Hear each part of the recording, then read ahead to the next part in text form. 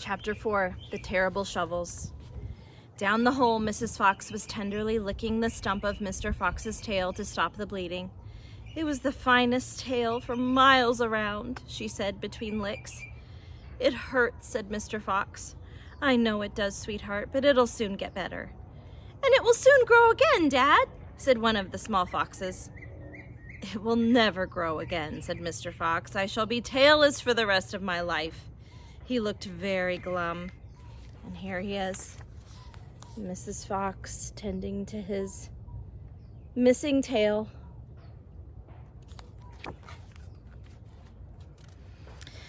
There was no food for the foxes that night, and soon the children dozed off. Then Mrs. Fox dozed off, but Mr. Fox couldn't sleep because of the pain in the stump of his tail. "Well," he thought, "I suppose I'm lucky to be alive at all, and now they've found our hole, we're going to have to move out as soon as possible. We'll never get any peace if we..." What was that? He turned his head sharply and listened. The noise he heard now was the most frightening noise a fox can ever hear. The scrape, scrape, scraping of shovels digging into the soil. "Wake up!" he shouted. "They're digging us out!" Mrs. Fox was wide awake in 1 second. She sat up, quivering all over. "Are you sure that's it?" she whispered. "I'm positive. Listen." "They'll kill my children!" cried Mrs. Fox. "Never," said Mr. Fox. "But darling, they will," sobbed Mrs. Fox. "You know they will." Scrunch, scrunch, scrunch went the shovels above their heads. Small stones and bits of earth began falling from the roof of the tunnel. "How will they kill us, Mummy?" asked one of the small foxes. His round black eyes were huge with fright. "Will there be dogs?" he said. Mrs. Fox began to cry. She gathered her 4 children close to her and held them tight. Suddenly, there was an especially loud crunch above their heads, and the sharp end of a shovel came right through the ceiling. There they are.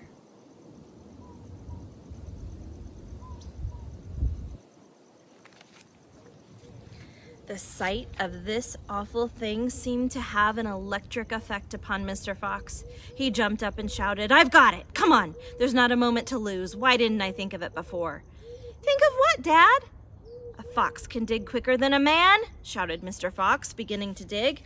"Nobody in the world can dig as quick as a fox." The soil began to fly out furiously behind Mr. Fox as he started to dig for dear life with his front feet. Mrs. Fox ran forward to help him. So did the 4 children. And here they are, all digging away, like their lives depend on it. "Go downwards," ordered Mr. Fox. "We've got to go deep as we possibly can." The tunnel began to grow longer and longer. It sloped steeply downward, deeper and deeper below the surface of the ground it went. The mother and the father and all 4 of the children were digging together. Their front legs were moving so fast you couldn't see them, and gradually the scrunching and scraping of the shovels became fainter and fainter. After about an hour, Mr. Fox stopped digging. "Hold it," he said. They all stopped. They turned and looked back up the long tunnel they had just dug. All was quiet. "Phew," said Mr. Fox. "I think we've done it. They'll never get as deep as this. Well done, everyone." They all sat down, panting for breath, and Mrs. Fox said to her children, "I should like you to know that if it wasn't for your father, we should all be dead by now. Your father is a fantastic fox." Mr. Fox looked at his wife and she smiled. He loved her more than ever when she said things like that.